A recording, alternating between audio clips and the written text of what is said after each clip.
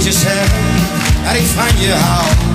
In het meen ik, oh wat moet ik zonder jou. Want zij gelooft in mij. Zij ziet toekomst. Ja, met Dre heb ik een hele hoop. We zijn eigenlijk allebei tegelijk begonnen. Ja, en hij is in de ene keer uitgestapt. Ja, dat vind ik heel erg, ja. We hadden toch een zanger daaraan. Ja, hij was gewoon goed.